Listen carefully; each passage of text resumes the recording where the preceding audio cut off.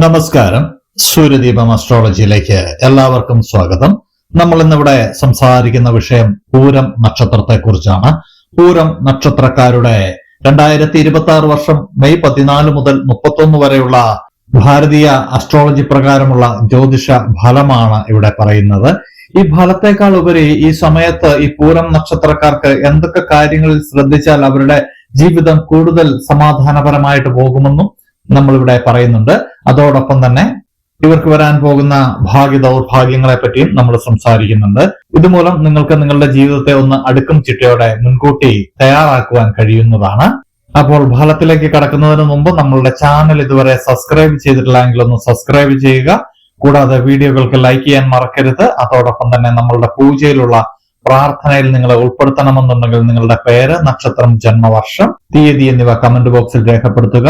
തീർച്ചയായിട്ടും പ്രാർത്ഥനയിൽ ഉൾപ്പെടുത്തുന്നതായിരിക്കും. ഈ പൂരം നക്ഷത്രക്കാർക്ക് മെയ് പകുതിയോടുകൂടി കുടുംബത്തില് സ്വസ്ഥതയും സമാധാനവും എല്ലാം ഉണ്ടാകുന്നതാണ്. കൂടാതെ ദാമ്പത്യ ഐക്യവും ഉണ്ടാകുന്നതാണ്.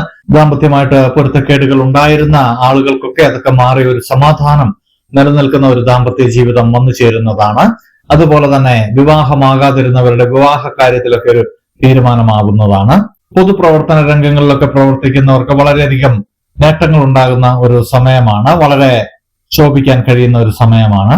ആധുനികമായിട്ടുള്ള സംവിധാനവും പൗരാണികമായിട്ടുള്ള സംസ്കാരവും ഒക്കെ സമന്വയിപ്പിച്ചുകൊണ്ടുള്ള പുതിയ പദ്ധതികൾക്ക് നിങ്ങൾക്ക് രൂപകൽപ്പന കൊടുക്കുവാനും അത് പ്രാബല്യത്തിൽ വരുത്തുവാനും അത് നിങ്ങളുടെ ഒരു വരുമാന മാർഗമാക്കുവാനും ഒക്കെ നിങ്ങൾക്ക് കഴിയുന്നതാണ്. നിങ്ങൾക്ക് വസ്തു സംബന്ധമായിട്ടുള്ള ചില വ്യവഹാരങ്ങൾ, ചില തർക്കങ്ങളൊക്കെ ഉണ്ടായിരുന്നു. അതിനൊക്കെ ഒരു ശാശ്വതമായിട്ടുള്ള പരിഹാരം നിങ്ങൾക്ക് കണ്ടെത്താൻ കഴിയുന്നതാണ്. നിങ്ങൾ ഈ സമയത്ത് വ്യത്യസ്തങ്ങളായിട്ടുള്ള പ്രവൃത്തികൾ, അതായത് ഒന്നിലധികം പ്രവൃത്തികളിൽ ഏർപ്പെടുകയും അത് കൃത്യമായിട്ടുള്ള സമയത്ത് ചെയ്തു തീർക്കാൻ ഇടവരികയും അതുമൂലം നിങ്ങൾക്ക് സാമ്പത്തിക നേട്ടം ഉണ്ടാകുകയും ചെയ്യുന്നതാണ്. വിദ്യാർത്ഥികളെ സംബന്ധിച്ച് വളരെ നേട്ടമുള്ള ഒരു സമയമാണ്. ആഗ്രഹിച്ച കോഴ്സുകൾക്കൊക്കെ ചേരാൻ കഴിയുന്ന ഒരു സമയം കൂടിയാണ്.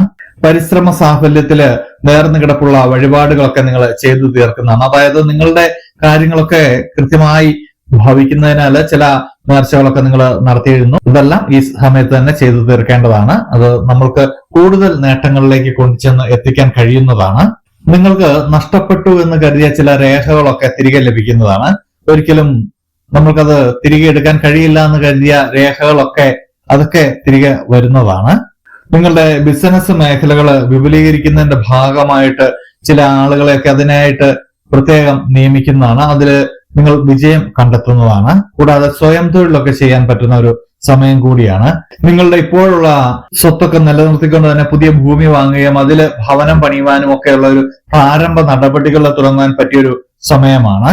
കുടുംബ ബന്ധങ്ങളെ നിങ്ങൾ നിലനിർത്തുവാനും സ്വത്ത് തർക്കമൊക്കെ പരിഹരിക്കാനും ഒക്കെ പറ്റിയൊരു സമയമാണ്.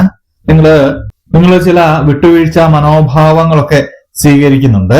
നിബന്ധനകൾക്ക് വിധേയമായിട്ട് പുതിയ പദ്ധതികളൊക്കെ നിങ്ങൾ ഏറ്റെടുക്കുന്നതാണ്. അർദ്ധശൂന്യമായിട്ടുള്ള പ്രവർത്തനങ്ങളിൽ നിന്ന് നിങ്ങൾ ഒഴിഞ്ഞു മാറാന് ഉൾപ്രേരണയൊക്കെ ഉണ്ടാകുന്ന ഒരു സമയം കൂടിയാണ്. ആത്മീയമായിട്ടുള്ള ചില ചിന്തകളിലൊക്കെ നിങ്ങൾ വ്യാപൃതനായി പോകാനുള്ള ഒരു സാഹചര്യവും ഈ സമയത്ത് ഉണ്ടാകുന്നുണ്ട്. നിങ്ങളുടെ ചെറിയൊരു തൊഴിലാണെങ്കിലും വലിയൊരു തൊഴിലാണെങ്കിലും അതില് നിങ്ങൾക്ക് സഹായമായിട്ട് ചില ആൾക്കാരെയൊക്കെ നിങ്ങൾ ഈ സമയത്ത് നിയമിക്കുന്നുണ്ട്. ഇപ്പോൾ ഒരു ബിസിനസ് തുടങ്ങാൻ ഏറ്റവും പറ്റിയൊരു സമയമാണെന്ന് തന്നെ നമ്മൾക്ക് പറയാവുന്നതാണ്. നിങ്ങൾക്ക് ചില പൊതുപ്രവർത്തന രംഗത്തൊക്കെ പ്രവർത്തിക്കുന്നവർക്ക് സ്വയം ചില ഭരണ അധികാരമൊക്കെ നിങ്ങൾക്ക് ലഭിക്കുന്നുണ്ട്. അത് ആത്മാർത്ഥമായിട്ട് പ്രവർത്തിച്ച് സർവ്വകാര്യങ്ങളിലും അത് ലക്ഷ്യപ്രാപ്തിയിൽ എത്തിക്കുവാൻ നിങ്ങൾക്ക് കഴിയുന്നതാണ്. നിങ്ങൾക്ക് ചില നീർദോഷ രോഗങ്ങളും വാത രോഗങ്ങളും ഒക്കെ ഉണ്ടായിരുന്നു. പ്രത്യേകിച്ച് സന്ധിവേദന, ശാരീരികമായിട്ടുള്ള വേദനകൾ, അതിൽ നിന്നൊക്കെ നിങ്ങൾക്ക് മോചനം കിട്ടുന്ന ഒരു സമയമാണ്. ആരോഗ്യപരമായിട്ട് നിങ്ങൾക്ക് മെച്ചപ്പെടാൻ കഴിയുന്ന ഒരു സമയമാണ്. നിങ്ങൾക്ക് മെയ് 27 ശേഷം ചെറിയ ശത്രുദോഷമൊക്കെ കാണുന്നുണ്ട്. ഈ സമയത്ത് നിങ്ങളൊന്ന് ശ്രദ്ധിക്കേണ്ടതാണ്. കൃത്യമായിട്ട് ഈ സമയത്ത് പ്രാർത്ഥനയോടെ മുന്നോട്ട് പോകേണ്ടതാണ്. ഹിന്ദു മതത്തിൽപ്പെട്ടവരാണെങ്കിൽ ശാസ്താവിനെ പ്രാർത്ഥിക്കുന്നതും പൂജിക്കുന്നതും വളരെ നല്ലതാണ്. അന്യമതസ്ഥരാണെങ്കിൽ അവരുടെ ദൈവത്തിലും മതത്തിലും വിശ്വസിച്ച് മുന്നോട്ട് പോവുക. എന്നിരുന്നാലും പ്രാർത്ഥനയോടെ മുന്നോട്ട് പോകാൻ ശ്രമിക്കുക. കൂടാതെ ഒരു ചുവന്ന തുണി കയ്യിൽ കരുതുക, അത് വസ്ത്രമായിട്ട് ധരിക്കുകയോ ചെയ്യുന്നത് വളരെ നല്ലതാണ്. നെഗറ്റീവ് എനർജികളെ തള്ളിക്കളയുവാനായിട്ട് കഴിയുന്നതാണ് ഇതുകൊണ്ട്. അതുപോലെ തന്നെ യാത്ര പുറപ്പെടുമ്പോൾ കിഴക്കോട്ട് നോക്കി നിന്ന് ഒന്ന് പ്രാർത്ഥിച്ചതിന് ശേഷം മാത്രം യാത്ര പുറപ്പെടുകയാണെങ്കിൽ ആ യാത്ര വളരെ ശുഭകരമായിട്ട് ഭവിക്കുന്നതാണ്. ഇത് പൂരം നക്ഷത്രക്കാരുടെ ഒരു പൊതുവായിട്ടുള്ള ഫലമാണ്. സ്ത്രീ പുരുഷ ഭേദമന്യേ ഉള്ള ഒരു ഫലമാണ്. ഇത് പൂരം നക്ഷത്രത്തിൽ പറഞ്ഞ ഏതൊരാൾക്കും വരാവുന്ന ഫലങ്ങളാണ്.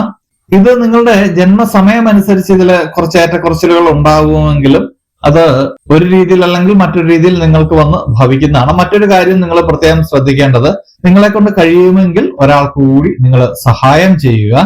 സഹായം സ്വീകരിക്കുന്ന ആൾക്ക് ആ സഹായത്തിന് അർഹനാണെന്ന് നിങ്ങൾ ഉറപ്പുവരുത്തേണ്ടതുണ്ട്.